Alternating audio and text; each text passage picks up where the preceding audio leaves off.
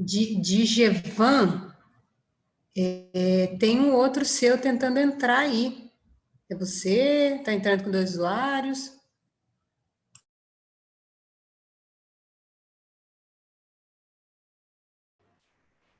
Boa noite.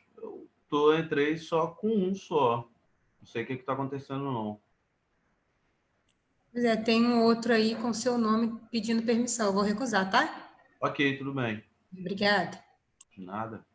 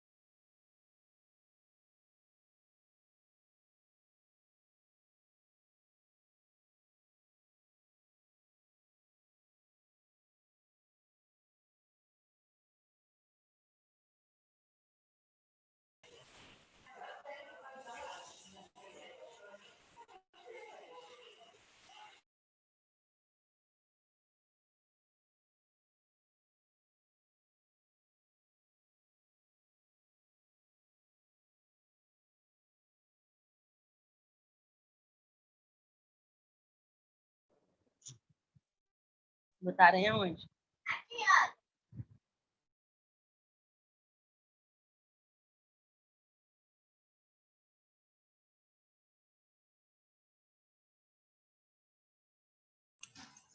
Boa noite, gente.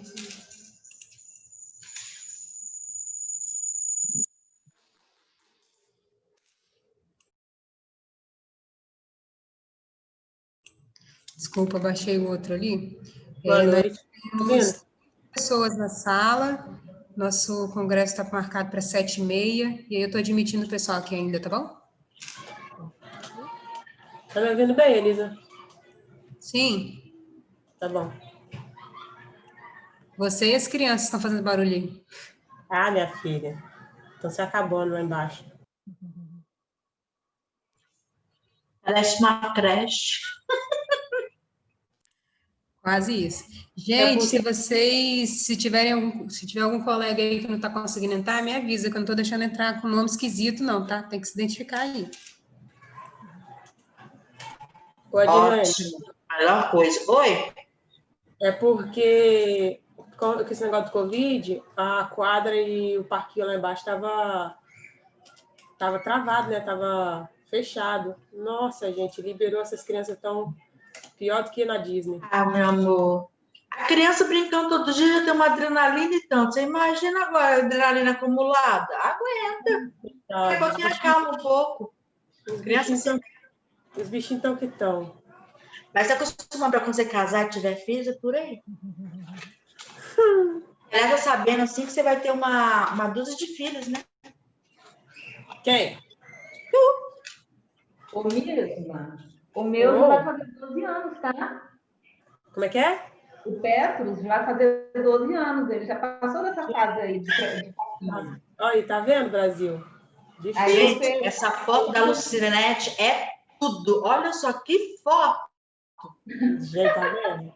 Pois é, mesmo. Aí não vai mais brincar. Sabe quem que você lembra, Lucinete? Oi?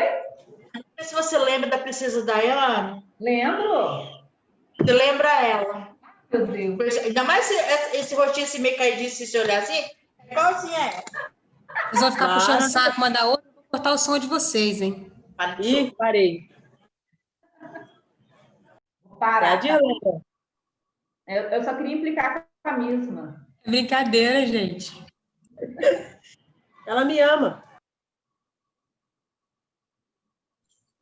Quem? Você e a Cinete me ama. A de vocês, se disser isso. Amo mesmo, não nego não. Vocês são os amores. Eu também, mas a Elisa também ama, adora. Não consegue viver Acho sem bom, você. se dissesse não, você ia tirar as duas na hora. Oh, meu Deus do céu. Sem pressão. Aceito pipoca de micro-ondas, gente. Eu tô tipo assim... Como é que fala? Nas fotos, porque desde que eu coloquei aparelho fixo, nunca mais pude comer pipoca. Aí, como eu tirei aparelho semana passada, agora tô indo nas fotos. Tô comendo pipoca. Nojo.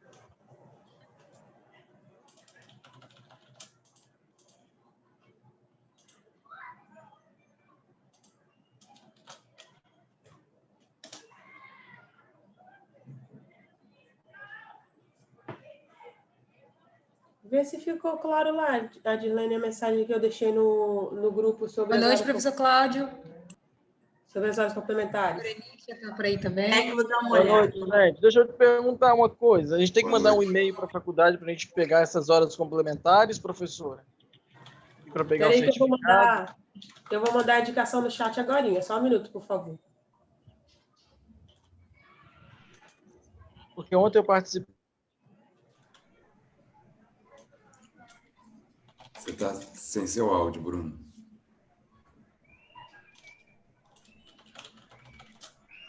Claudinho, quantos anos que eu não te vejo, menino? Anos não, né, Adilene? Mas quantos dias? Não, meu filho, essa pandemia parece que se passaram séculos, tá?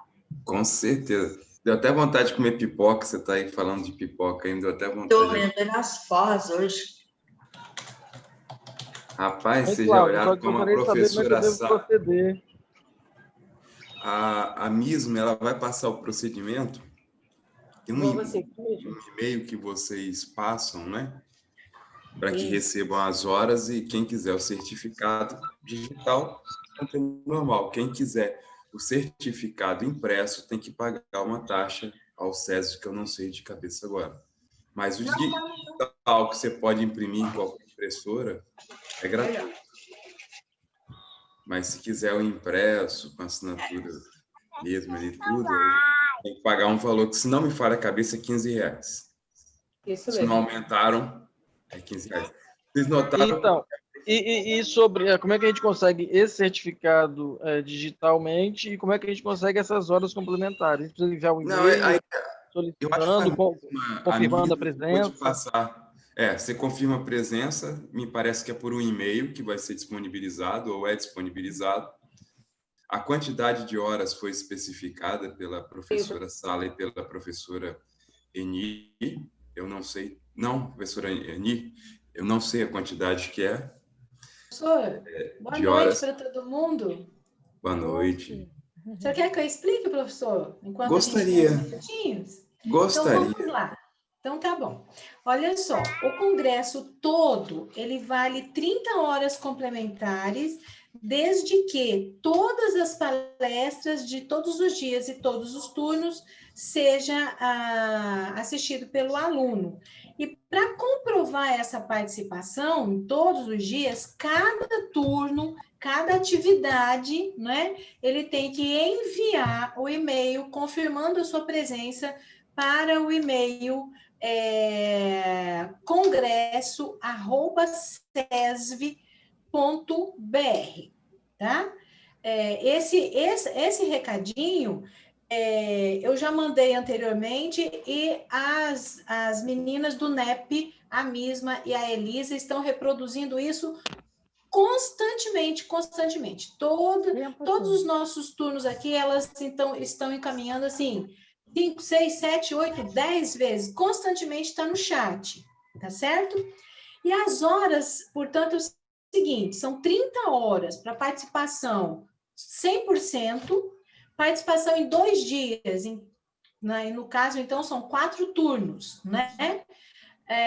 São 20 horas e participação em 1 dia, portanto, 2 turnos, as horas são 10, tá? O certificado, então, quem realmente quiser o certificado, tem que fazer o requerimento, um pedido, uma solicitação só para que o certificado virtual seja encaminhado por e-mail. E como o nosso diretor falou, se quiser o certificado impresso, também faz a solicitação, e aí, só que aí tem que pagar, fazer o requerimentozinho na secretaria, né, para poder ser impresso pela secretaria mesmo, tá? É assim que funciona. Aí, deixa eu aproveitar para ver. Como é que faz esse requerimento para poder pedir o certificado? O certificado impresso? Não, pelo e-mail. Não, aí pode mandar o e-mail para o próprio Congresso. Aliás, tá. para o próprio e-mail do Congresso. Beleza, obrigada. Professora, fazer uma pergunta? Pois não, pode fazer. É o Solon, do nono período. Oi, Solon, boa noite. Boa noite. Nem dá para reconhecer pela voz, Solon. É o seguinte, professora, eu estou participando todas as noites, porque eu sou aluno da noite, mas infelizmente teve uma manhã que eu não pude, que foi a manhã de ontem. Eu não pude participar na primeira parte da palestra. Por eu ser aluno da noite, isso pode ser relevado ou não? Eu vou perder essa parte da manhã. Pois é, no primeiro momento, não, porque congresso, a gente sabe que, assim, independentemente do turno, o congresso existe, né, durante um período, tá? Então, a questão de ser aluno da manhã ou aluno noturno, isso, em tese, pelo menos, não implicaria em não assistir. Eu sei que tem questão de trabalho, tem pessoas que não podem participar todos os dias, etc. Exatamente por isso, pensando nisso, né, é que ficou definido essas horas parciais. Quem puder participar de tudo serão 30 horas. Quem puder participar 2 dias serão 20 horas e quem puder 1 dia será 10 horas. Então, já foi fracionadas as horas exatamente para contemplar essas situações. No meu caso, professora, eu estou fazendo um dia e meio, né? Porque eu participei hoje de manhã e agora de noite e ontem à noite. Só não fiz ontem de manhã. Como a senhora está falando que é de um dia, 1 para 2 e 2 para 3, existe esse arredondamento, por exemplo, um dia e meio pode ser arredondado para 2? Não existe. Não, né? Não existe. Não existe, não. E você certamente está ganhando muito em conhecimento, não é? Porque as horas, elas são, evidentemente, um plus. O foco não são as horas, né? O foco é realmente, assim, a gente fomentar a pesquisa e aprender sobre temas que, muitas vezes, na sala de aula, a gente não tem condição de aprender, tá? Então, são 10, 20 e 30 horas. Tá beleza? Bom. Obrigado. Pode falar, linda, de nada. Ei, professora, boa noite. Tudo bem? Boa noite. Na verdade, o Solon perguntou, mas eu só não entendi uma coisa ainda. Eu acho que está meio difícil aqui de entrar na minha cabeça. No caso, então, 30 horas tem que participar de manhã e de tarde. Quem participa só à noite, então, são 2 dias e meio, vai contabilizar, é isso? Exato. Então tá joia, professora. Só isso mesmo. Obrigada. Aí depois a gente vai fazer os cálculos disso, óbvio, né, que faremos lá uma tabela com os nomes e quantas horas, porque tudo vai ter que ser verificado justamente pela confirmação da presença da participação pelo e-mail. Inclusive, assim, não vai ser de um dia para o outro que a gente vai conseguir ter essas horas todas lançadas, porque são bastante, por exemplo, igual ontem, a gente teve uma média de, vou colocar, arredondar, assim, de 200 alunos. Então, você imagina, tem que conferir um por um de todos os turnos, todas as palestras, né, para poder chegar ao número de horas. Tá bom? Pois não, Alessandra. Desculpa, linda. Quem participou pela manhã, eu estou participando de todos, eu não estou perdendo um. Quem participou, mas não mandou o e-mail, vai perder? Ai, meu bem, aí vai ficar difícil, né? Porque, assim, a confirmação é feita pelo e-mail. Porque durante o momento que está acontecendo, é difícil para a gente fazer essa conferência. Tem que enviar o e-mail. Então, em cada horário, tem que enviar o e-mail. Em cada vez que entra, Isso tem aí. que enviar o e-mail. Ok. Isso aí. Obrigada. Enviar o e-mail, tá? Por isso que todos os turnos, todas as atividades do congresso, está sendo mandado no chat ou e-mail. Né? E foi mandado para os líderes também. Explicando justamente o envio e a quantidade de horas. Tudo bem, tá obrigada. Bom? Muito obrigada. De nada. Professora, posso dar uma sugestão? Pode. Eu imagino, né, que para a pessoa que vai conferir os e-mails vai ficar muito sobrecarregada. Que, por exemplo, ontem deram 200 alunos. Então, se cada pessoa enviar 200 alunos, enviar cada e-mail por turno, vai ser 200 vezes 6, 2, 4, Exato. 6, entendeu? Vão ser centenas de e-mails. Uhum. Será que não seria interessante a pessoa tirar uma foto, a partir de certo horário, tirar uma foto da lista de participantes e conferir? O Solon, eu já tentei fazer isso, mas assim, é até pior. Porque a lista, ela oscila demais. Então, assim, um aluno entra, sai... Vai ter sai... um horário, entendeu? O horário fixo, mas... vai ser lá chamado. Não, mas eu acho que eu não sei. Assim, entendeu? Vai dar trabalho, mas eu acho que fica mais... comprova melhor. Você tem a sua comprovação, nós temos a nossa comprovação, e aí eu acho que a tendência de dar conflitos é menor, entendeu? Porque você fica documentado e nós também ficamos documentados, né? Então, eu acho que assim é melhor. Professor Eli, porque a pessoa também pode enviar o e-mail sem estar participando. Tudo bem. Isso que eu ia falar agora. Não tem problema. De chamar a fé. Como é que vocês não, mas olha só. A pessoa estava ali mesmo. Mas por causa do horário. Porque é para mandar o e-mail noturno, durante o turno, durante a atividade. Não é para mandar um e-mail no dia seguinte, ou antes de começar a palestra, ou não, é durante o turno. E isso será conferido. Por isso que eu digo, a questão da documentação é muito importante, não é? Mas acredito que ele quis dizer, Ni, de estar a câmera desligada, o microfone, a pessoa não está lá e manda um e-mail. Minha querida, mas olha, mas isso daí, infelizmente, vou eu cá falar de ética outra vez, né? Infelizmente seria a ética pessoal, porque isso já acontece na sala de aula. É algo que, infelizmente, a gente não tem como controlar.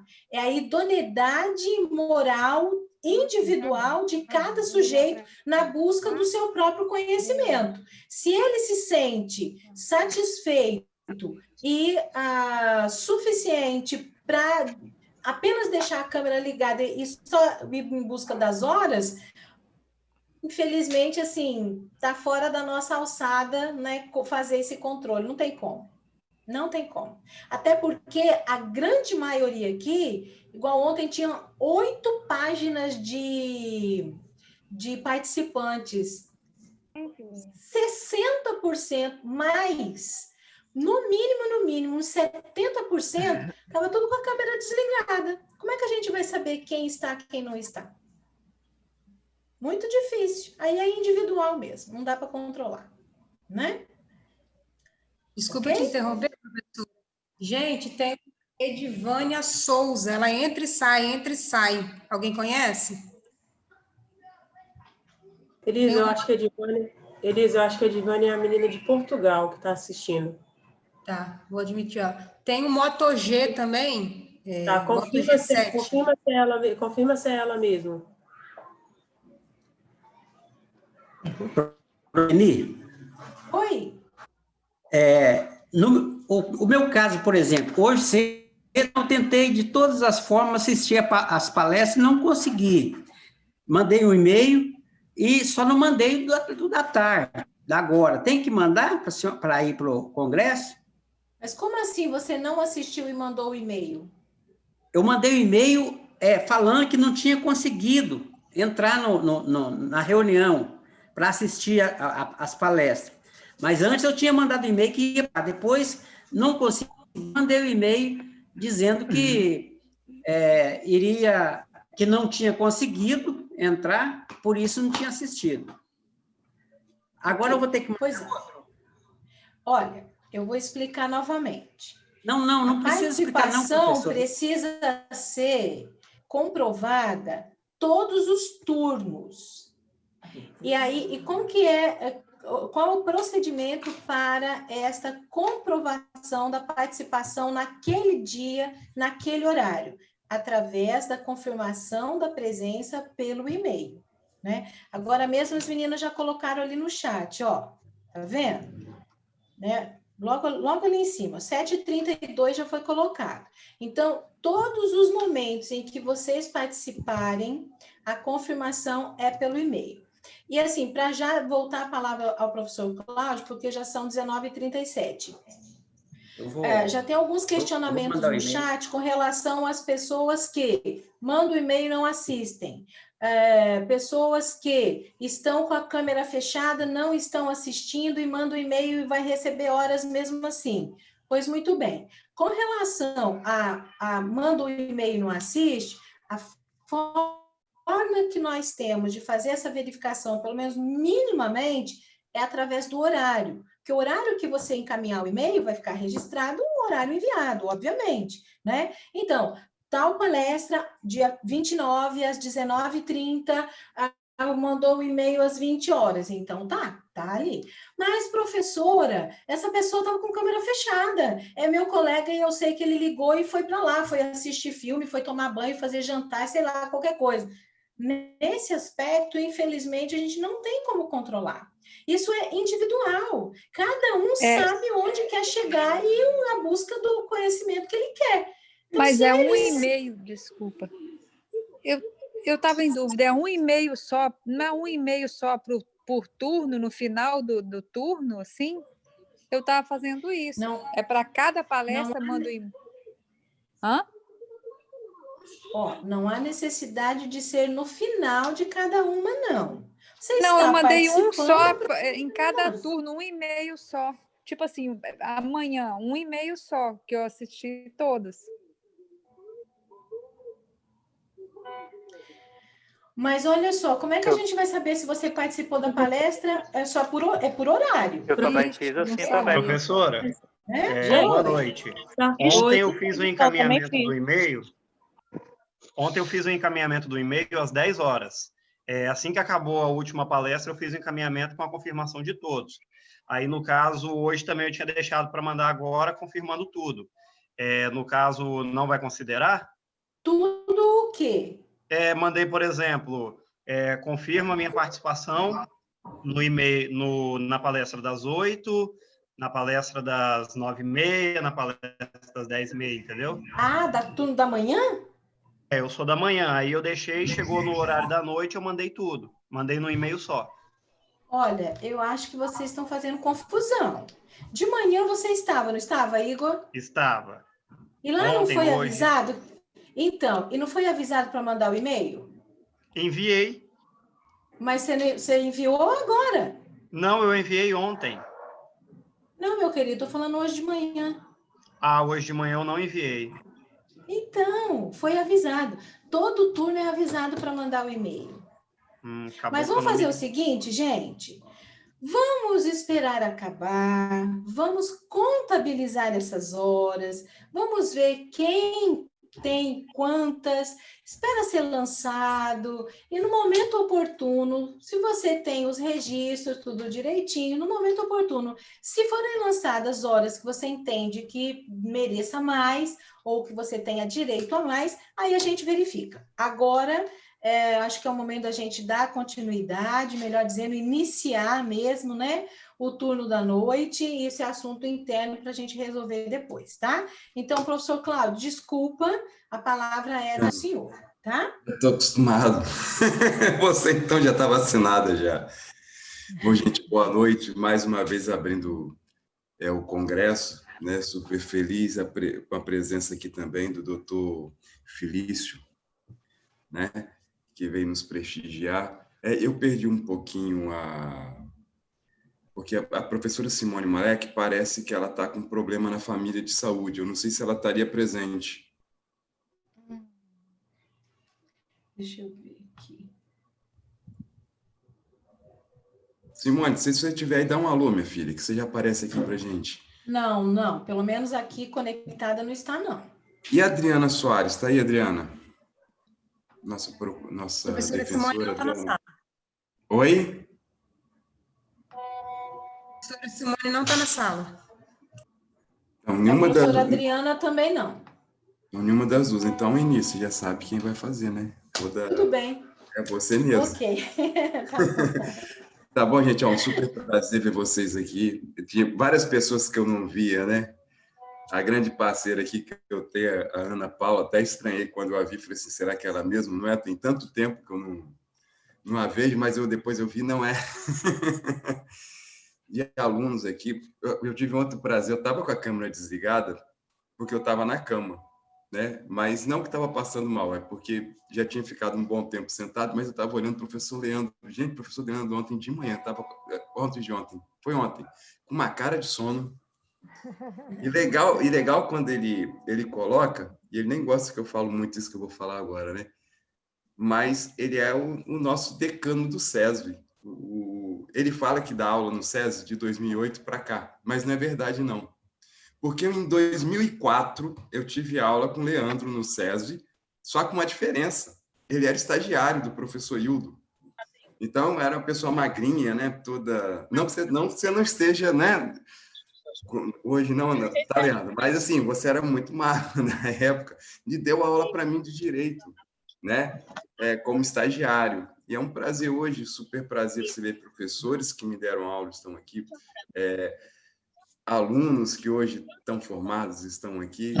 Leandro, que é um caso hiper especial, eu tive aula como estagiário dele, é super legal. Ver o SESV né, nesse crescimento, trazendo um congresso internacional. Isso é para poucos, né? Eu vi que a Marcelinha, pouca gente sabe, mas a Marcelinha está no hospital. A Marcelinha está tomando conta.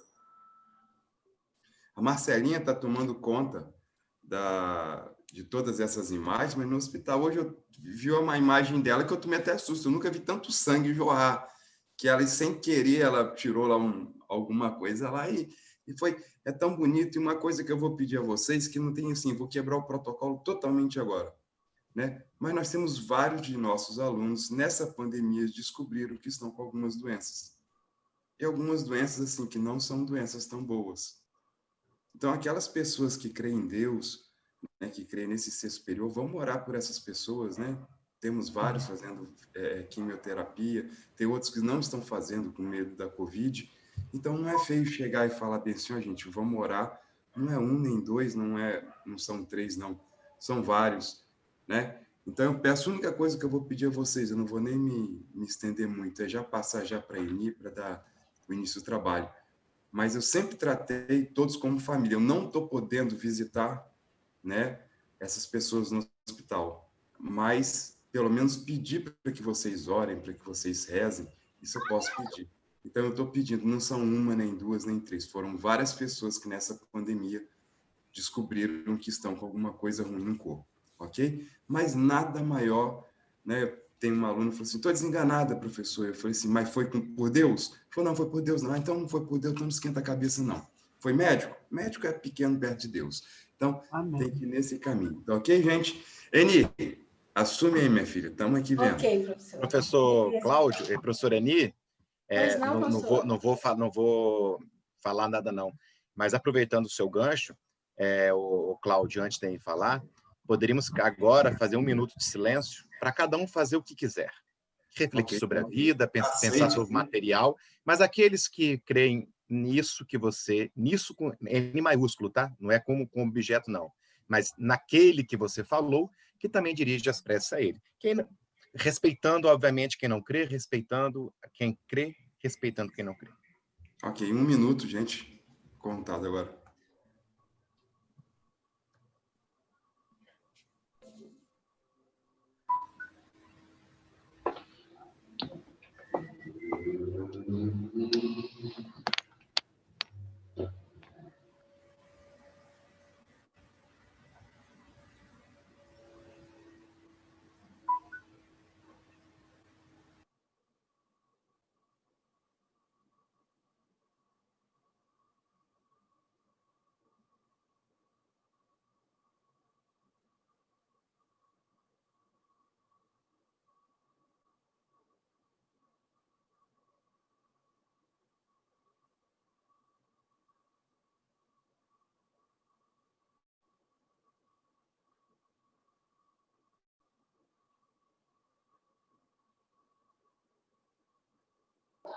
Professor Cláudio, você está com o áudio desligado, professor. Cara, o meu áudio. Marcelinha, eu vou te punir na nota, hein? Professor Eni, você está com a palavra. Obrigado, professor Leandro. Foi isso. Só uma pergunta. Eu não estou falando de Covid, não, tá, gente? Eu estou falando de outras doenças que não são Covid, ok? Um grande abraço para vocês. Obrigada, professor. Deus abençoe também, né? Bem, então, oficialmente, muitíssimo boa noite aos alunos todos, aos professores presentes, que já tem vários, professor Horácio, professor Zé Maria, Ariane, Juraci, professor Leandro, professor Cláudio, evidentemente, e outros que eu não consigo, professor Felipe, de algum outro que está na página lá para trás, por favor, assim, se manifeste, né? Todos os professores, a vocês, alunos, professora Renata, boa noite, boa noite, boa noite. Muito, muito obrigada pela presença de vocês. A gente já está, assim, sala enchendo cada vez mais, isso é excelente, como eu falei há pouco. O mais importante aqui é o conhecimento, é a troca, a experiência que a gente tem tido nesses dias. Desde ontem, eu, em especial, tenho sido, assim, enriquecida mesmo com tudo que já aconteceu desde ontem de manhã, um aprendizado enorme, um orgulho enorme dos nossos alunos apresentando, os temas maravilhosos, as palestras maravilhosas. Então, assim, realmente a gente vê que o que é mais importante está sendo alcançado. Então, agradeço muito, muito, muito vocês todos, porque, como eu já disse antes, sem os alunos, realmente nada disso faria sentido, né? Então, vocês são mesmo a nossa cereja do bolo. Mas, também sem os nossos palestrantes, isso nada também não aconteceria. Então, apesar de que o professor Horácio está aqui, não é? O professor, o doutor, cadê ele, gente? Me ajuda, em qual página ele está? Aqui. Muito bem. O doutor Felipe, boa noite, doutor Felipe, muito bem-vindo. Ele é convidado do nosso professor Horácio, que já agradeço publicamente pela interação que teve com o doutor Felipe para possibilitar que ele estivesse aqui conosco. Dou as boas-vindas e eu gostaria de apresentar ao senhor um pouquinho que seja, né? Para que os nossos alunos e alguns professores também que não o conheçam, para saber um pouquinho mais do senhor. Então, vamos lá. O doutor Felício Molinari, ele é doutor em filosofia pela USP em 2019, ele tem formação complementar pela, salvo engano, isso daqui é alemão. Então, esse nome em alemão, eu vou deixar para o senhor falar, tá bom? O senhor pode repetir, por favor? Ludwig Maximilian, Universität de Munique. Então, gente, tá falado, né? Ele também é professor efetivo do IFES, né? No curso de licenciatura em filosofia, EAD, e da Universidade da UFES. Ele é líder também do núcleo de pesquisa em filosofia, educação e sociedade, o IFE Analítica, é isso, professor? Além disso, ele também é membro do grupo de pesquisa Edsoy Logoi. É assim que se pronuncia? Da Unifesp e também do Núcleo de Estudo e Pesquisa em Educação, Filosofia e Linguagem da UFES. Além de que ele atua nas áreas também da filosofia contemporânea, ética, filosofia social, política, filosofia da linguagem, né? E o tema dele é algo, assim, muito interessante. Eu estava realmente, assim, contando os minutos para essa fala, contando mesmo. E é Nietzsche e o martelo hermenêutico. Entre filosofia, direito e literatura. Ou seja, tudo de bom para o nosso congresso. A palavra é do senhor. Muitíssimo obrigada por dispor o seu tempo e o seu conhecimento e estar aqui conosco. Muito obrigada mesmo. A palavra é sua. Bom, eu que agradeço, professor Eni. Primeiro, deixa eu saber se todos me ouvem bem. Tudo bem? Todo mundo consegue me ouvir? Sim. Todo mundo me ouve? Sim, senhor professor, ouvindo bem. Sim, beleza. Todo mundo ouvindo. Sim que é bom, calor humano, mesmo que à distância. Então, vamos lá. Queria primeiro começar agradecendo ao Centro de Ensino Superior de Vitória, né, o SESV, pelo convite, em especial ao professor Horácio, meu colega de longa data, de muitos anos. Agradecer a apresentação da Eni, a professora Eni, ao professor Cláudio, pelas palavras antes, né, um pouquinho da professora Eni, e a todos os professores que eu ainda não tive a oportunidade de conhecer, mas que compõem o corpo docente do SESV. Mas ainda mais especial, agradecer a todo mundo que está presente. A gente sabe como é complicado, acompanhei um pouquinho da discussão sobre o fechar a câmera e sumir, né? Mas, enfim, a vida é assim, né? E, enfim,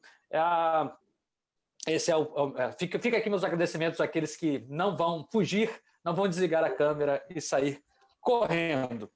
Pois bem, quando eu recebi o convite, antes de começar efetivamente, caso alguém queira, né, aqui quando é no auditório, as pessoas podem levantar a mão. Como aqui não tem como eu vê-los, então, caso alguém queira interromper, fazer uma pergunta, se for de muita urgência, pode fazer. Se quiser esperar, no final a gente conversa mais. Mas vamos lá.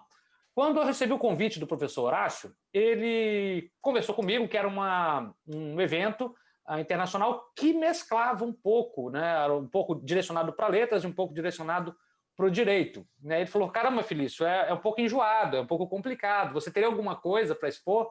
Aí eu comecei a rir, porque eu achei, olha, isso é maravilhoso para mim que sou filósofo, porque exatamente o que eu preparei hoje é um prato cheio a todo mundo que estuda teoria do direito, nesse caso, né?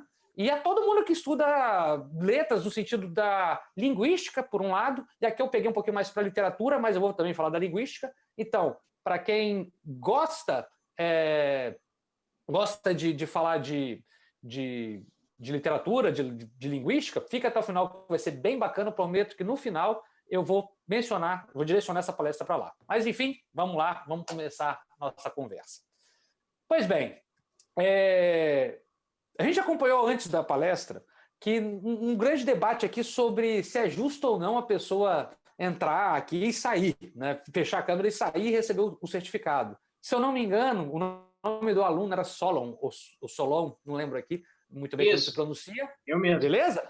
Exatamente. E a discussão do Solon com a professora, que eu não me recordo o nome, peço desculpas, era se era justo ou não. Eni Borgognoni. Era com a Eni mesmo? Ah, então tá bom. Então era do Solon com a Eni, se era justo ou não. Como é que a gente faz para resolver essa situação? Bom, o problema da justiça é um problema clássico na filosofia. Mas ainda há outro problema que também é bastante clássico, que vai nortear esse primeiro momento da nossa conversa até a gente chegar no Nietzsche. Não sei se todo mundo aqui já ouviu falar do Nietzsche, então vamos deixar ele para depois. Vamos situar o debate aqui primeiro. E o problema que eu estou falando é o problema da verdade. E aqui que está a brincadeira. A questão do que é a verdade, ela começa com os gregos e vai assim até hoje. Tanto é que nas últimas eleições teve gente que usou até a verdade como slogan, né? Acho que vocês lembram bem do slogan de um candidato que falava lá, né? Conhecereis a verdade e a verdade vos libertará. Bom, quando a gente pega para um sentido religioso, a gente até pode fazer vistas grossas a esse conceito. Mas quando a gente fala de boca cheia de verdade na filosofia, isso é um pouco problemático, aliás, é bastante problemático, porque a gente precisa definir o que é a verdade. E aí a gente tem o começo da nossa conversa. Afinal, o que é verdade? O que é verdadeiro? Como é que a gente pode definir verdade? Essa é a primeira discussão. Muito antes da discussão política, tá, gente? Deixemos a discussão política para um outro momento. Vamos tentar aqui pegar o que é verdade do ponto de vista filosófico e que vai ter muito impacto, tanto para o direito quanto para a linguística e para a literatura do século XX e XXI. Vamos lá. A primeira definição que a gente pode ter sobre verdade ela já tem na Grécia Antiga, mas é uma que o Aristóteles dá, que é bem interessante. Muita gente acha que a verdade diz respeito ao mundo, que a verdade está no mundo, mas isso é um delírio, isso não faz sentido nenhum. E aqui eu quero que vocês prestem atenção no que eu estou falando. A verdade, já diria Aristóteles, ele vai formular algo nesse sentido, tem essa ideia que o Alex de Moraes está falando das 3 verdades, depois você me lembra disso, que eu menciono a diferença entre cada uma delas, mas a verdade ela não diz respeito ao mundo. Por quê? As coisas no mundo, elas simplesmente simplesmente estão dadas. O que é verdadeiro ou falso não são as coisas. O que é verdadeiro ou falso são nossos discursos sobre as coisas. A ideia de verdadeiro ou falso, então, ela não diz respeito ao mundo, às coisas mesmas, mas sim àquilo que a gente pronuncia sobre as coisas. Vou pegar aqui, sei lá, o professor Horácio, que é meu amigo, eu posso falar dele. Bom, o Horácio coisa, o Horácio pessoa, ele simplesmente é. O meu discurso sobre ele que vai ser verdadeiro ou falso. Por exemplo, faz um tempinho que eu não vejo o Horácio, ele passou rapidamente aqui na minha tela e eu vi que ele está com o cabelo bastante longo. E aí eu vou enunciar isso. Horácio está com um cabelo longo. Esse discurso ele vai ser verdadeiro ou falso. O Horácio em si, ele não é nem verdadeiro nem falso, ele só existe. Tá dando para entender até aqui? O que eu quero que vocês entendam é que a primeira definição filosófica que a gente tem, o debate sobre verdade, ele é, antes de tudo, um debate sobre linguagem. É a linguagem que vai ser verdadeira ou falsa. Ok? Por aí? Posso tocar o bonde? Andar com o barco? Perfeito. Bom, vamos lá. Uma vez que a verdade ela diz respeito, então, à linguagem e não ao mundo, porque o mundo ele só está dado, há um grande problema. Afinal, como é que a linguagem vai ser verdadeira? Como é que a gente pode enunciar coisas verdadeiras sobre o mundo? Ah, sei lá, Bolsonaro é um bom presidente, Lula merece ser preso, Bolsonaro merece ser preso, Lula é um bom presidente, e assim sucessivamente. Como que o discurso vai ser verdadeiro ou falso? Aí a gente começa com as primeiras teorias, que vão, uma teoria aristotélica, que ela vai simplesmente durar 2000 anos. Ela só vai ser criticada depois de 2.200 anos para ser verdadeira, para vocês verem quão forte ela é. É a teoria de que o discurso verdadeiro ele é uma correspondência entre aquilo que a gente fala e o mundo. Por exemplo, se eu menciono caneta, isto é uma caneta, o termo caneta tem que corresponder a isso daqui, ou seja, uma correspondência entre o que eu falo e o mundo. Isso, essa ideia de correspondência, ela vai perpassar por Aristóteles, por toda a Idade Média, com Tomás de Aquino, que vai falar, por exemplo, que os termos bíblicos seriam aqueles que se relacionam verdadeiramente, eles seriam verdadeiros se eles relacionassem ao mundo divino. Vai passar sobre a Idade Moderna, com os empiristas, com os racionalistas, por Kant, Immanuel Kant, até a ciência moderna. Por exemplo, professor, não estou entendendo essa coisa que você está falando. Vou te dar um exemplo agora para você entender. Essa ideia de que a verdade ela é do discurso, ela está muito presente na ciência moderna, sobretudo quando a ciência se esforça para descrever os fenômenos do mundo. Vamos lá, um exemplo simples. A gente sabe que uma barra de ferro se expande quando o calor aumenta. Se a gente aquecer ela, ela se expande. Bom, o que tem de verdadeiro aqui? Nossa descrição. E aí que a ciência moderna, por exemplo, vai se esforçar muito para cada vez mais melhorar seus métodos para que ela possa descrever com de forma mais fidedigna a realidade. Felício traduz que eu estou meio embolado aqui. O que eu quero dizer é que aquela ideia que eu comecei lá de Aristóteles, de que a verdade ela não é do mundo, ela é da linguagem, ela é do discurso, ela vai durar 2000 anos, vai desembocar lá na ciência moderna, que é essa ciência que a gente vive hoje, que vai dizer que verdadeiro é aquilo que corresponde ao mundo. Se vocês quiserem um termo melhor, a verdade vai ser aquilo que sai da linguagem e a linguagem que espelha o mundo. A linguagem que serve como um espelho do mundo. Quanto mais esse espelho for fidedigno, mais verdadeiro ele é. Felício traduz, quanto mais próximo da realidade, quanto mais correspondente com a realidade o nosso discurso for, mais verdadeiro ele é. Tudo bem até aí? Pois bem. E aí a gente vai começar a discussão sobre o que é verdadeiro e o que é falso. Essa discussão que, hoje em dia, com as fake news, com a famosa pós-verdade, que no final eu menciono ela de novo, com todas essas discussões, a ideia de verdade ela é retomada porque cada um acha que a verdade é uma coisa. Tem gente que acha que a Terra é plana, né? Espero que não tenha... Aliás, melhor não comentar, né? Mas, enfim, tem gente que acha que a Terra é plana, tem gente que acha... que as vacinas matam, enfim, tem gente que acha um monte de coisa, que fadas existem, isso eu acredito, mentira. Mas vamos lá, essa verdade que muitos debatem, muitos discutem na filosofia e inclusive no Ocidente, ela é tomada sempre, a Lidiane agora me falando, eu lembro muito bem de você, Lidiane, um abraço, foi minha aluna há muito tempo atrás, mas enfim, a verdade, ela é sempre tomada como um espelho do mundo. Então, todo mundo tenta espelhar, dizer que, olha, o que eu estou falando é verdadeiro porque a gente encontra respaldo no mundo. Isso começa com Aristóteles e vai até a ciência moderna. Tá, Felício, e o que tem a ver isso com direito? O que isso tem a ver com direito, por exemplo? Bom, no direito, eu não sei quantos professores do direito estão presentes, mas no direito isso vai ter um impacto muito grande, pois desde do direito que a gente na filosofia chama de moderno, que é aquele que começa ali no século XVIII, até o direito do positivismo lógico-jurídico de Kelsen, por exemplo, ou de Hart, o que a gente vai ter é que o direito ele também vai ter essa ideia de linguagem como correspondente do mundo. Uma lei é justa ou não? Uma lei justa ou não, aqui, ela é verdadeira ou não? Uma sentença lógica dentro do direito, ela vai ser válida ou não? Ela vai ser válida se ela espelha uma forma lógica. Então, o Kelsen vai também pegar isso, por exemplo, de achar que, olha, se acontecer um fato no mundo, esse fato ele tem que corresponder a uma norma jurídica. Essa ideia de correspondência entre fato jurídico e norma jurídica está presente no berço de Kelsen, dentro do positivismo. Isso é tanto verdadeiro, tão presente no mundo, que existem muita gente, muito cientista, por exemplo, que acredita que aquilo que você fala, se não tiver correspondência, nem sequer deve ser levado em consideração.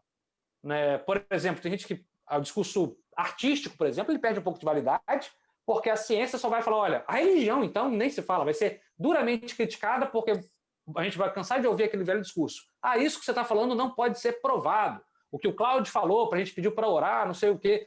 Vai ter um monte de gente querendo dizer que essa ideia de verdade religiosa não vai fazer sentido porque ela não corresponde, ela não se espelha no mundo. A gente não vê Deus no mundo, logo ela não tem validade. Vejam quão impactante foi, então, aquela ideia inicial exposta por Aristóteles. Para quem chegou agora, o que eu estou dizendo?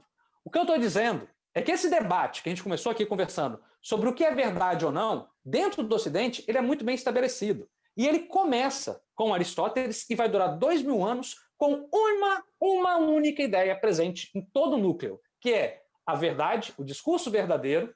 A verdade diz respeito à linguagem, não ao mundo, e o discurso verdadeiro, ele é aquele que espelha o mundo, é aquele que corresponde ao mundo. O que você está falando, se tiver no mundo, se você puder provar no mundo, ele é verdadeiro. Se você não puder provar, ele é falso. É basicamente isso. Muito bem.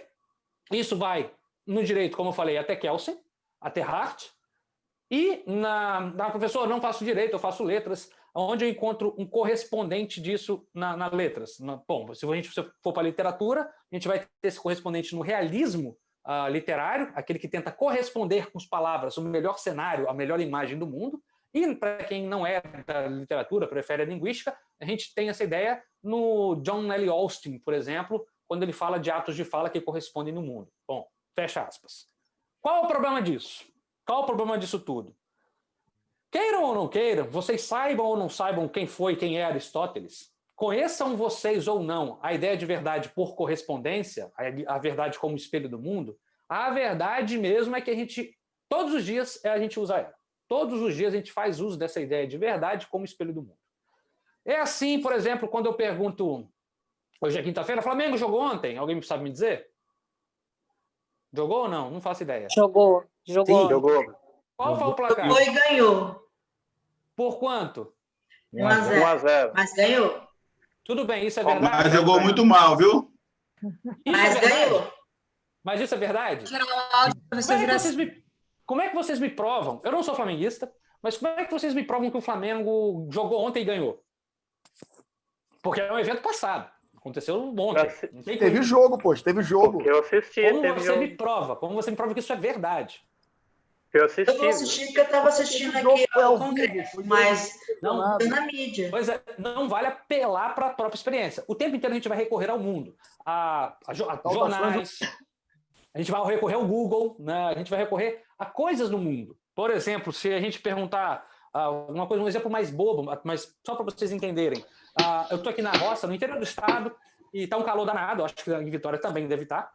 Já me falaram hoje mais cedo, tive uma reunião, e apesar do calor danado, hoje está numa época que está dando muita acerola. As acerolas estão brotando. E eu viro para vocês que nunca chuparam uma acerola na vida, mentira, mas vamos fingir aqui, e digo, pessoal, a acerola ela é cítrica, ela é azeda. Como eu posso provar isso para vocês? Eu pego uma acerola e digo o que eu estou falando, eu provo no mundo. Assim como eu faço com o Flamengo. O Flamengo jogou bem ou mal? Sim, você vê e me fala, ó, tá jogando assim, assim, assado. A ideia de verdade, ela tá aí. O tempo inteiro a gente usa essa verdade como espelho do mundo. Beleza? Tá dando para entender o que é verdade, então? A verdade como espelho do mundo? O final do mundo de Sofia? Não sei se é o final ou é o começo, né? Mas a brincadeira aqui é que embora essa ideia, não é uma ideia aristotélica, ela faça muito sentido, e ela esteja muito presente no dia a dia, a gente sempre, quando vai falar se algo é verdadeiro, a gente recorre à linguagem como espelho do mundo, à linguagem que reflete o mundo. O problema é que ela vai ser muito criticada. Ela vai ser extremamente criticada no século XVIII, e não só vai ser criticada, como ela vai mudar o curso de todo o pensamento filosófico ocidental. E quando eu digo pensamento filosófico, eu estou me referindo ao direito também. Eu estou me referindo às discussões sobre o direito. Eu estou me referindo também às discussões literárias, às discussões linguísticas. Eu estou me referindo, por exemplo, a Chomsky, a Saussure.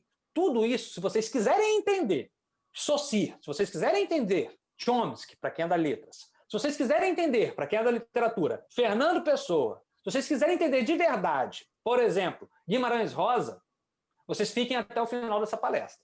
Para quem é do direito, se vocês quiserem entender qual o calo de Kelsen, se vocês quiserem entender Habermas, o conceito de Habermas aqui, a ideia do agir comunicativo de Habermas, se vocês quiserem entender Gadamer, que é tão calo, tão difícil de entender dentro do direito, fiquem até o final dessa palestra, que é em Nietzsche, exatamente no martelo de Nietzsche, que as coisas mudam o tom, exatamente quando ele pega o martelo dele e dá uma porrada muito forte nesse conceito aristotélico de verdade.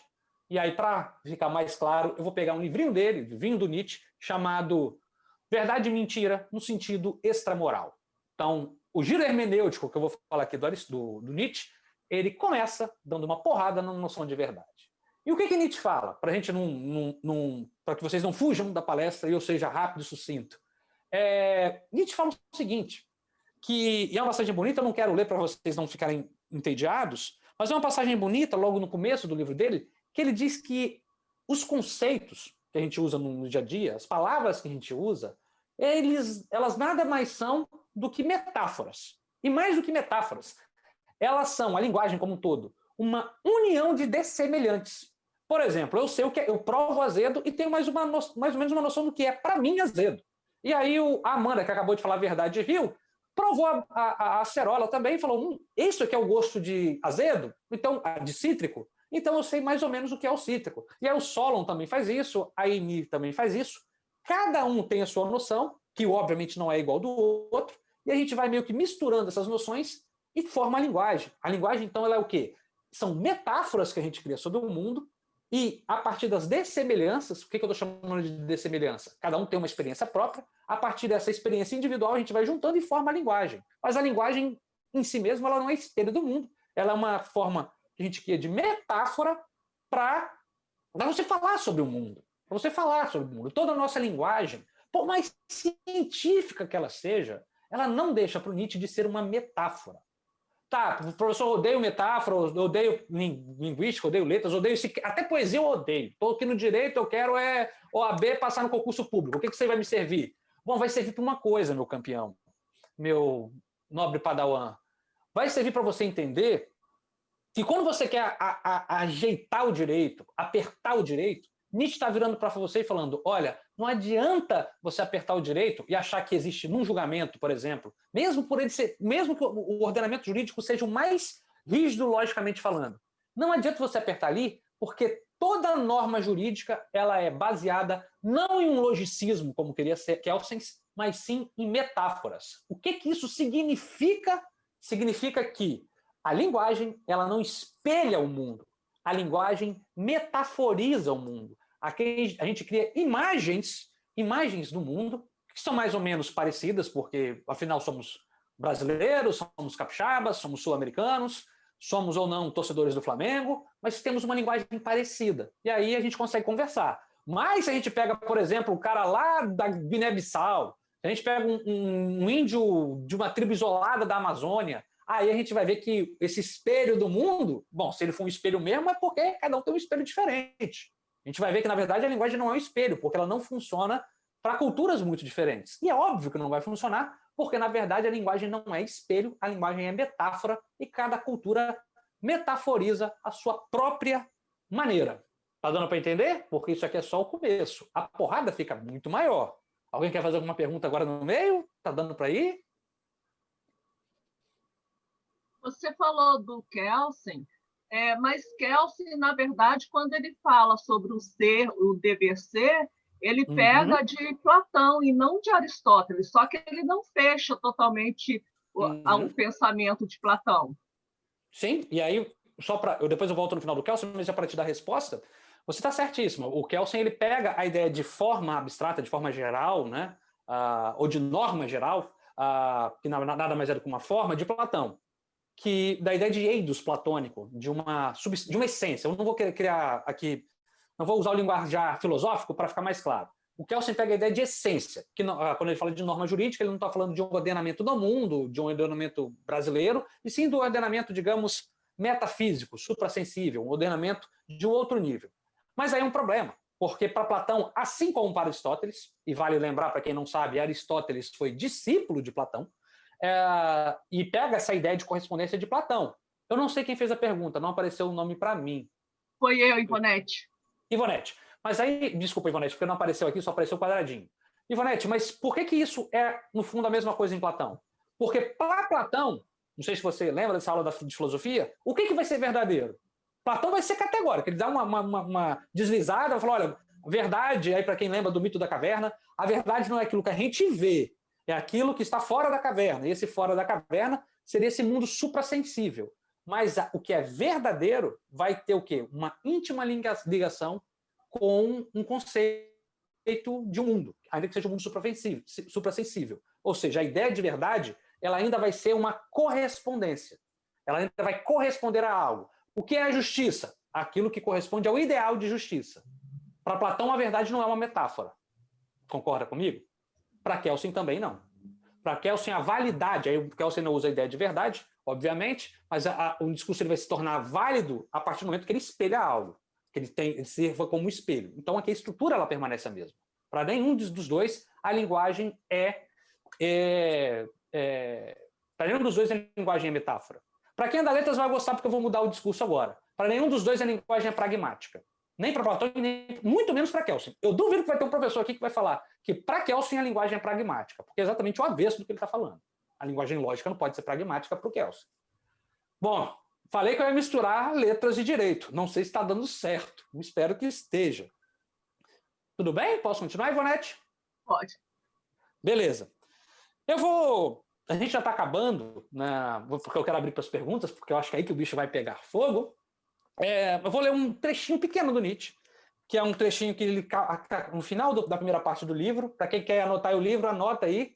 A Luciene está falando que está mais ligado no direito, então vou puxar aqui mais para letras. Prometo para você, Luciene. Segurei que eu vou puxar agora mais para o direito, para letras, para a literatura. Olha, Luciene, o que o Nietzsche diz na primeira metade do livro. Um exército móvel de metáforas, metonímias e antropomorfismos.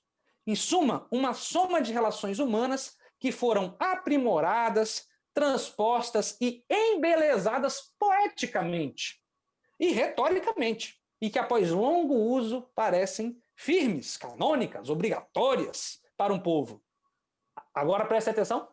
Verdades são ilusões sobre as quais se esqueceu que é isso que elas são. Metáforas que são gastas e sem poder sensual. Moedas que perderam suas impressões e agora importam apenas como metal, não mais como moedas. O que o Nietzsche está querendo dizer com essa parte é que... Qual é o nome do livro, Ardilene? Nietzsche. O nome do livro é Verdade e Mentira no Sentido Extramoral. É um livro bem pequeno, vale a pena. A segunda parte é um pouco difícil, mas a primeira é bem bacana. O que Nietzsche está querendo dizer aqui... desculpa, Luciene. Vamos lá. Não vamos falar de raciocínio lógico. O que Nietzsche está querendo dizer aqui é o seguinte. A linguagem, ela começa, na humanidade, ela começa com os humanos, qualquer lugar do mundo, como uma metáfora. Ela começa com duas pessoas se encontrando e metaforizando sobre o mundo. Imagine vocês, eu não sei, deve ter algum seriado, um Lost da vida, que é um seriado antigo. Vamos supor que vocês caíram numa ilha maluca, junto com uma outra pessoa de uma outra cultura, que vocês não fazem ideia da língua que elas falam. Quando vocês se encontrarem, vocês vão tentar se comunicar. E vocês vão tentar se comunicar usando da linguagem como um instrumento para poder sobreviver.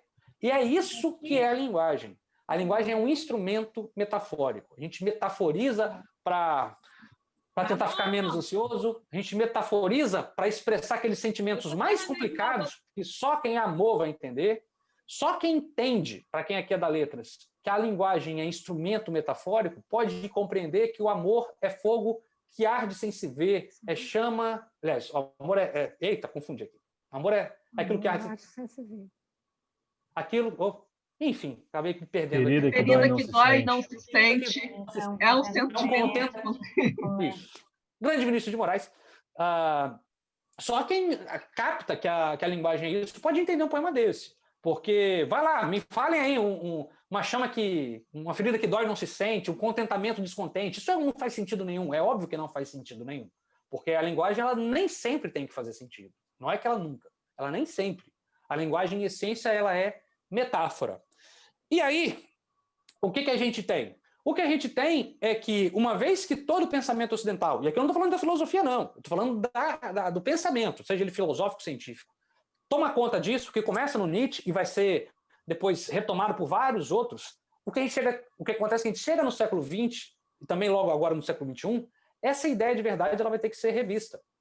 E aí, obviamente, que o Habermas vai fazer sua teoria, para quem é do direito, em cima disso, que é a linguagem, e vai tentar propor uma teoria do agir comunicativo, tentando, a partir de uma herança kantiana, fazer uma proposta de uma linguagem universal do direito. É isso que acontece com Chomsky, por exemplo, para quem é da letras, que vai tentar uma linguagem universal simbólica. O que acontece é que, tanto para o direito quanto para a linguística, a ideia de verdade, que antes era muito forte, ela se perde. E aí a gente tem que refundar todo o pensamento ocidental. E é por isso que aquele de vocês que pensa, que quer ser um teórico da literatura, um teórico da linguística ou um teórico do direito, precisa entender que essa coisa de conhecereis a verdade vos libertará, ela funciona para a religião, mas ela não funciona para o pensamento teórico. Porque a ideia de uma linguagem que espelha o mundo, ela pode ser muito coerente, mas ela não é mais usada. Ela foi completamente destruída desde o Nietzsche.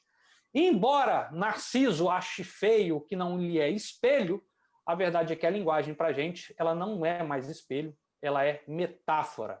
Esse é o paradigma contemporâneo da filosofia, do direito e das letras em geral. Esse é a grande martelada hermenêutica que Nietzsche dá no pensamento ocidental. Quando a gente fala de hermenêutica em Nietzsche, é que uma vez que a linguagem ela é metáfora, você não pode se agarrar muito à lógica, você tem que se agarrar muito à hermenêutica, às várias interpretações possíveis de um texto. E isso é um problema gigantesco para o direito, e isso é uma beleza gigantesca para a literatura. Muito obrigado, que eu espero que vocês tenham gostado, e quem quiser saber mais, agora a gente conversa e vamos lá, vamos trocar figurinhas.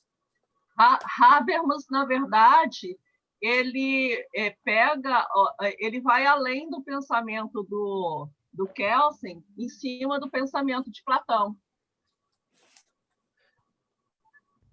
É para eu falar em cima ou vou continuar?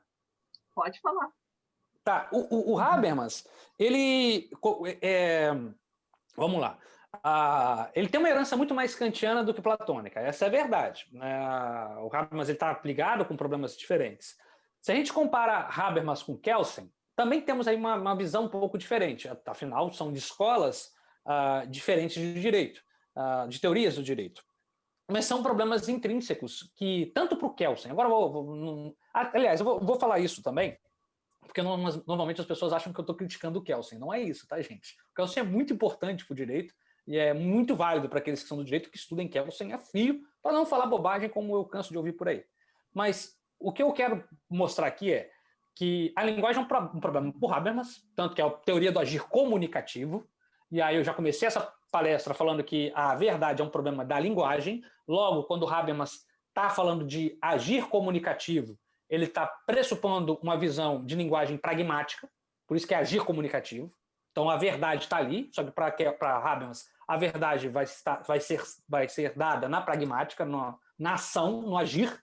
E para o Kelsen, não. O Kelsen faz parte de uma outra corrente que vai tentar juntar os cacos do Nietzsche e falar: Nietzsche, olha, você deu uma martelada forte, mas a estrutura continua de pé, a gente está aqui fazendo de novo, colocando os tijolinhos. Na verdade, há uma estrutura lógica possível que deve fundamentar o direito, porque se não tiver essa estrutura lógica, você esquece, cada um faz o que quiser, mais ou menos o que os juízes, em primeira instância, fazem aqui no Brasil. Espero que não tenha nenhum juiz em primeira instância aqui para dar voz de prisão para mim. Né? É porque o Kelsen ele usa também muito da metafísica dos costumes do Kant. Do Kant. É. Do Kant. Mas a metafísica dos costumes do Kant, ela é uma visão sobre a prática humana também. O Kant, esquecendo o debate dele sobre conhecimento, sobre moral, e pegando, olhando o mundo e falando: está vendo o mundo? O mundo se dá dessa forma. Né? A crítica metafísica dos costumes é um olhar mais direcionado para o mundo. Bom. Felício. Oi. Tudo bom? Eu não sei o que eu estou vendo vocês, mas eu não vejo o nome. José Maria, agora eu tô vendo. Sou eu, Zé Maria, aqui. Isso, tá, fica aparecendo no cantinho aqui, eu sou cegueta, eu tenho que chegar perto aqui. 2 ceguetas. 2 ceguetas. 2 corujas, igual aí atrás. Então, aqui no cantinho. As 2 corujas aí.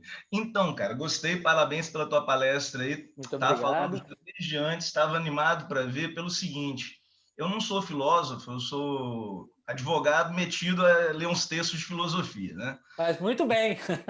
Metido assim, de vez em quando a gente dá umas lidas, erra e tal, e vai por ali. E um texto que eu estava lendo esse ano, que a gente trabalha com os meninos aí no SESV mesmo, por isso que eu fiquei tão empolgado, é a Genealogia da Moral, do Nietzsche, que eu acho que é um texto bem bacana para o direito, assim, porque ele vai trabalhar com a ideia de onde surge a dor, a memória. E aí, quando você estava me falando aqui de linguagem, verdade, metáfora e memória, e ilusão, eu estava pensando o seguinte, cara, olha só, Nietzsche vai dizer, você tem uma memória, e essa memória é tudo que você tem, formado pela dor. Isso é tudo que você tem, o resto você não tem, você só tem essa memória que foi formada ao longo dos anos. Antes você era aquele homem, animal de rapina, sujeito aos seus instintos, muito mais livre, você vai viver essa loucura aí para o resto da sua vida, entre os seus instintos de fazer o que você quer, de ser o mais forte e de estar submetido a um jogo de moral e regras lá em Kelsen, lá em se submeter e ficar ali acuado ali, meio que com raiva daquilo ali, sem saber por que você está com raiva, porque você não está fazendo o que você quer. E aí, o que eu fico pensando, quando você me falou aí, que realmente, se a memória é a gênese da metáfora, por isso que a verdade não pode ser alcançada. Porque as memórias são variadas. Elas têm um grau de alcance comum, tipo, nós somos brasileiros, porque dividimos um determinado tipo de memória. Por isso que a gente alcança um determinado tipo de linguagem. Quando o sujeito está lá em Guiné-Bissau, ele tem uma outra memória das coisas. Por isso, ele vai desenvolver uma outra linguagem. Então, quando você vai para o processo ali, quando você vai para o direito, o que você tenta fazer é uma máquina do tempo de memória ali dentro, para ver o que aconteceu e se aquelas memórias se batem, se aquelas dores que formaram aquelas memórias estão convergentes. Quando a gente vai, e aí eu peço socorro para o pessoal da literatura que está aqui assistindo a gente, que a gente vai para... Peço socorro com toda humildade mesmo, né? Que é um congresso para filosofia e tal. O direito tem que estar pedindo socorro. O direito é aquele sujeito que está sempre se afogando para poder tentar pôr ordem na casa.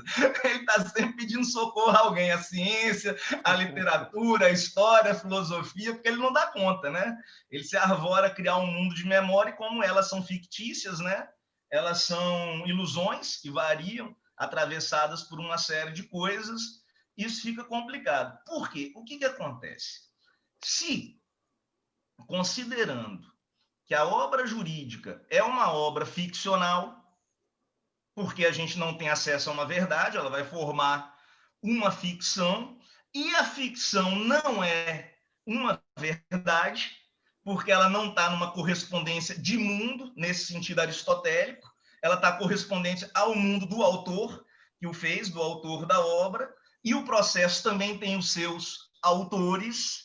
Como é que esse juiz de primeira instância, tem um aqui na sala, Estou ferrado. Daqui a pouco chega a cartinha aqui para eu ser preso. Tá tudo bem. Então, e tem um aqui na sala, eu não vou dizer que é, mas tem um aqui, não vai te prender não, porque tem juiz, mas também tem advogado, mas você está quase dando emprego, mas enfim, para o pessoal aqui. Mas então, como tem um juiz aqui, como é que a gente faz para alcançar, e esse é um objetivo, uma luta herculana, seria o nosso papel alcançar a verdade ou conformar fatos, situações a uma verdade coletiva, já que essa verdade é inalcançável. Compreende? Qual é o meu papel? É buscar, como juiz, como advogado, num processo dialético, num processo de perfecção ali dentro, uma verdade imanente da coisa, ou aceitar que essa verdade é inalcançável e falar, O que eu vou fazer é tentar colocar esses fatos de acordo com o maior número de memórias possíveis, para pacificar essas memórias, ao invés de buscar essa verdade. O que é esse papel desse juiz? Já que ele está fazendo na base do filo, porque aquilo, porque essa é a minha verdade, como é que ele vai fazer isso? Qual é o papel dele? Socorre a gente, porque ou a gente vai ficar pacificando, ou a gente vai ficar procurando verdade. O que a filosofia tem para socorrer a gente, ou para deixar a gente mais doido ainda, né? Também vale. Bom, se o direito for alguém morrendo afogado, a filosofia tem uma pedra para afogar mais. Porque se você esperar a ajuda ou salvação da filosofia, você vai estar em maus lençóis. Mas há uma coisa bacana. Vamos lá, por partes. Como você falou, várias coisas que são várias coisas interessantes. Primeira coisa que eu acho que serve muito de ilustração. A crítica do Nietzsche, eu não sou nietzscheano, mas ela é muito válida porque, de fato, é impossível você passar pela contemporaneidade sem passar por Nietzsche. Traduz, Felício. O que eu quero dizer é o seguinte. Se você é um positivista jurídico, você tem que responder ao Kant. Falar, Kant, você está errado aqui, aqui, aqui. Desculpa, ao Kant não, ao Nietzsche. Se você não é, se você é um hermeneuta, tudo bem, então você passa pelo Nietzsche e fala, Nietzsche, eu concordo com isso, isso, isso. Mas é impossível não passar pelo Nietzsche. E eu, particularmente, acho que o problema não é o que a gente faz. Eu acho que a gente continua fazendo a mesma coisa e está tudo bem. O problema é o que a gente acredita que faz. Traduzindo mais uma vez, você fala, porque essa verdade ela é inalcançável. Não, essa verdade ela não é inalcançável. Porque quando a gente fala uma verdade inalcançável, a gente pressupõe que ela existe. Na verdade, essa verdade sequer existe. Essa verdade com V maiúsculo, essa verdade que espelha. Bom, se eu pudesse, para simplificar, para não ser muito filósofo aqui, tentar mesmo que passar a ideia, é aceitar que a verdade é uma massinha de modelar. E sabe quem fez isso muito bem? E aí eu acho que causa surpresa? Kelsen.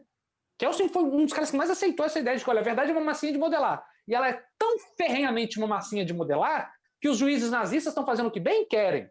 Né? Vou tirar os juízes de primeira instância, não estou chamando os juízes de primeira instância do Brasil de nazistas, não é isso, muito pelo contrário. O que eu quis dizer aqui com o juiz de primeira instância, por exemplo, é que como o ordenamento jurídico brasileiro ele é bastante complexo, ele tem várias entradas, o que a gente tem é que, em primeira instância, a gente tem decisões que às vezes são antagônicas ou são bastante díspares, porque o ordenamento é bastante complexo. Kelsen sabia disso, mas sabia disso como isso era um problema na Alemanha nazista, porque o cara ia, chegava e te prendia porque ele queria que fosse assim.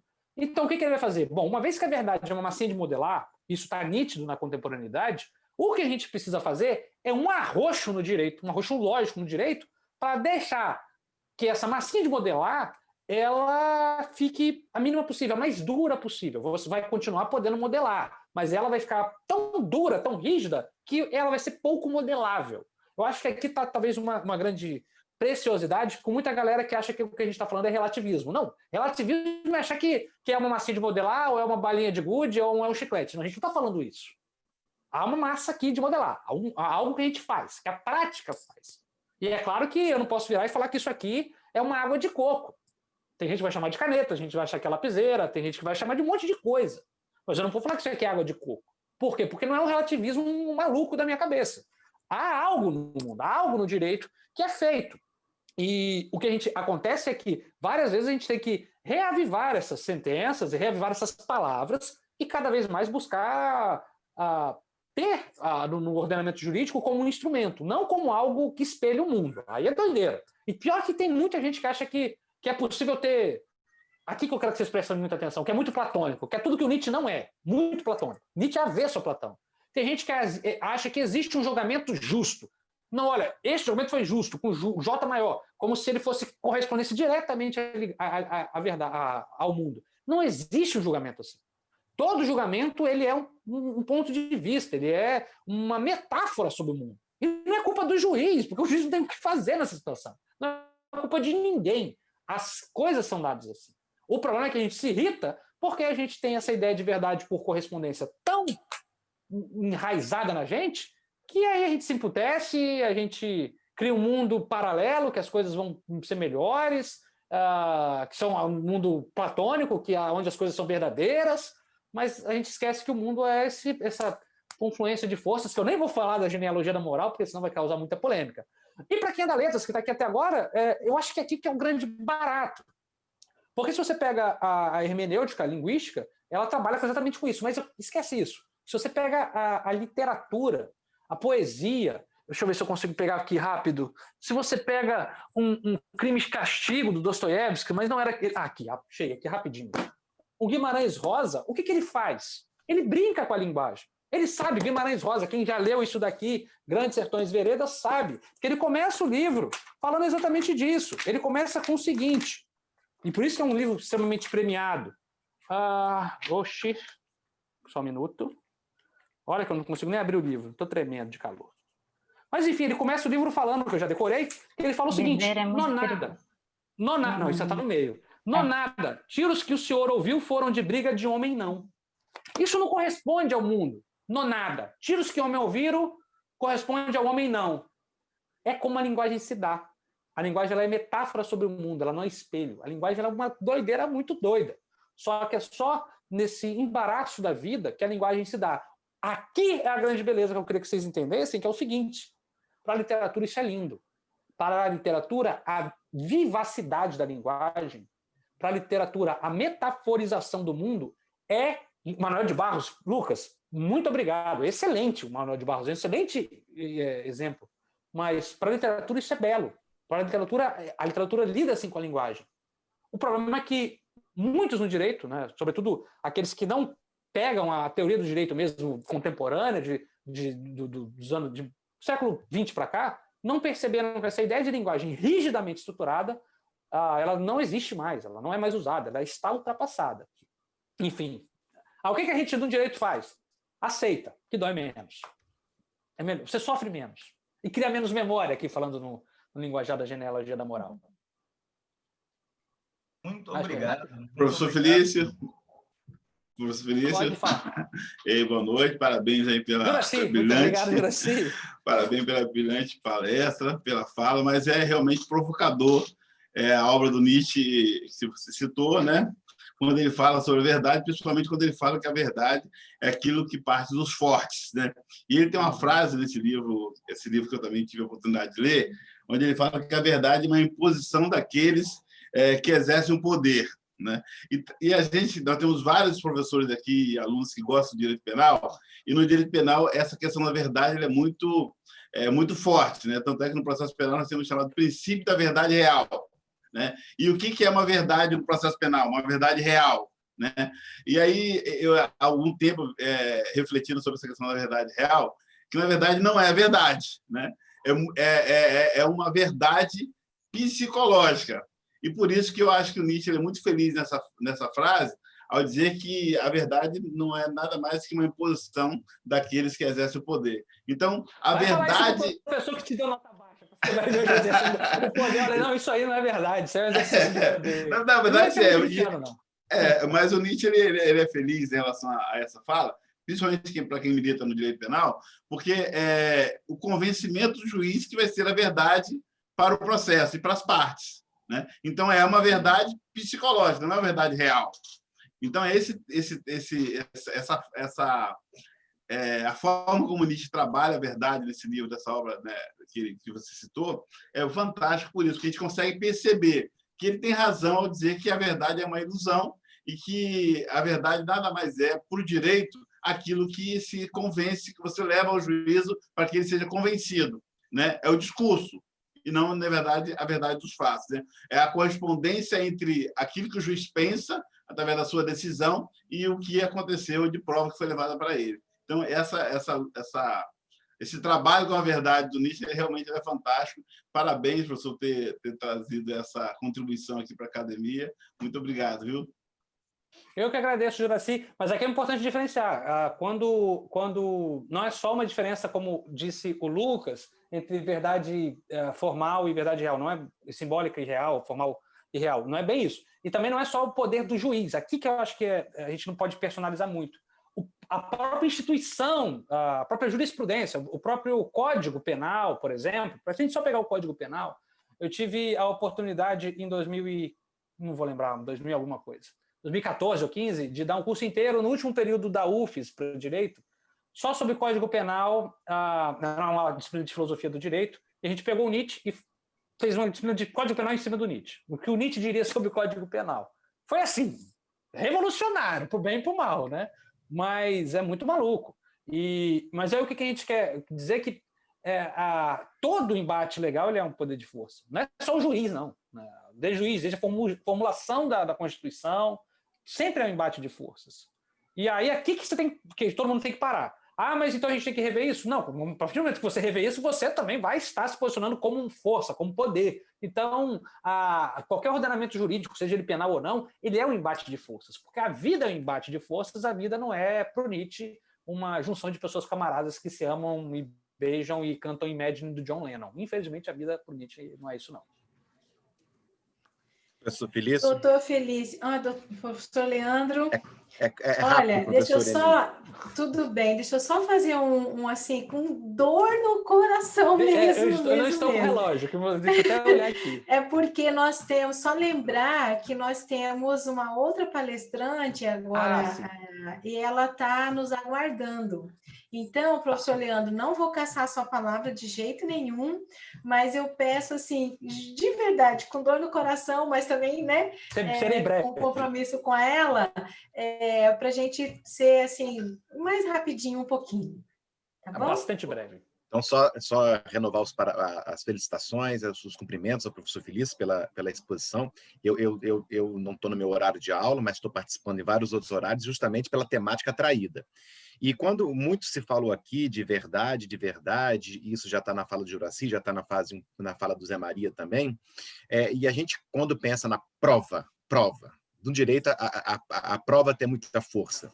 E quando a gente pensa no conceito de prova lá da metade do século passado, por exemplo, Liebman, que foi o autor lá o pai, a ideia de Liebman foi consubstanciada no Código de 73, né? No CPC de 73, Liebman já sustentava que a prova estava muito mais voltada à convicção da verdade, do fato. Convicção da verdade do fato. E hoje nós já temos processualistas que já estão trazendo uma visão um pouco diferente de prova, porque alguns processualistas já estão falando que prova é meio retórico para convencer o Estado de validade de proposições. É um outro foco totalmente diverso. Professora Ani, desculpe, já vou fechar o áudio, tá bom? Não é diverso, pelo contrário. Olha, eu queria... Desculpa, doutor, pode terminar. Só para terminar, Leandro, não é tanto para entender o Liebman, como você tem que entender como ele pega a ideia de linguagem como estrutura, tanto de retórica quanto de convencimento. Posso finalizar, então, para finalizar, enfim, agradecer mais uma vez? Posso finalizar? Acho que dá tempo, né? Gente, muito obrigado pelo convite mais uma vez. Eu sei que a gente tem que cumprir o horário, então... Estou à distância, estou no EAD até hoje, o Instituto Federal ainda não voltou, nem a universidade. Então, quem quiser conversar, trocar ideia, gostar de filosofia, pensar em mestrado, às vezes pensar em humanística, que o IFES oferece, ou em filosofia mesmo, filosofia do direito, quiser conversar comigo, eu estou nas redes sociais, agora fui obrigado a isso. Tem um canal no YouTube, é só procurar lá, a Filosofia Explica, Felício Molinari. Eu falo sobre mitologia, filosofia, direito, um monte de coisa. Também estou no Instagram, então quem quiser continuar essa conversa, é só me procurar lá, que a gente conversa com mais tempo. Então, agradeço a todo mundo, espero não ter rompido muito com o tempo, e, mais uma vez, muito obrigado. E a gente fala no Nietzsche Código Penal numa outra oportunidade. Doutor Felipe, na verdade, você não extrapolou o tempo. Nossa conversa inicial ali, que acabou avançando uns minutinhos, eu quero novamente agradecer muitíssimo a sua presença e realmente, assim, não tem outra palavra que não a troca mesmo, né? Muito, muito, muito rica. Só que tem um detalhe. Eu queria agora, já de pronto, eu sei que a agenda precisamos estabelecer, mas eu já queria não apenas convidá-lo, mas assim, dentro de um exercício de poder, digamos assim, convocá-lo para que a gente possa continuar essa conversa toda, inclusive com os demais professores, porque eu tenho certeza que nós temos outros professores aqui na sala que teriam, sim, aliás, e alunos também, contribuições e teria muita interação a ser feita ainda. Então, essa fala do senhor aqui, ela deixa um gosto muito forte de quero mais, e eu acho que a gente não pode encerrar simplesmente. Acho que a gente pode fazer o seguinte, vamos fazer uma pausa e no momento futuro, não tão longe, a gente retoma. Pode ser? Pode, tranquilo. Ótimo. A gente volta Excelente. na palestra da próxima pessoa. Excelente, então. Ó, eu vou procurá-lo para a gente dar continuidade de verdade. Tá bom? Beleza, tranquilo. Ótimo, muito obrigada mesmo. E desculpa fazer o senhor assim, correr agora, porque realmente eu também não quero que a outra se... Né? Tá bom? Muito obrigada, eu espero de verdade. todo mundo no meu canal no YouTube, no Instagram, porque conversar é o que mais o filósofo gosta. Então a gente se fala Ótimo, nas redes excelente. aqui e vamos Obrigada, parabéns mesmo, muito obrigada mesmo, viu? Beleza, tchau, pessoal. Um abraço. Tchau, obrigadão.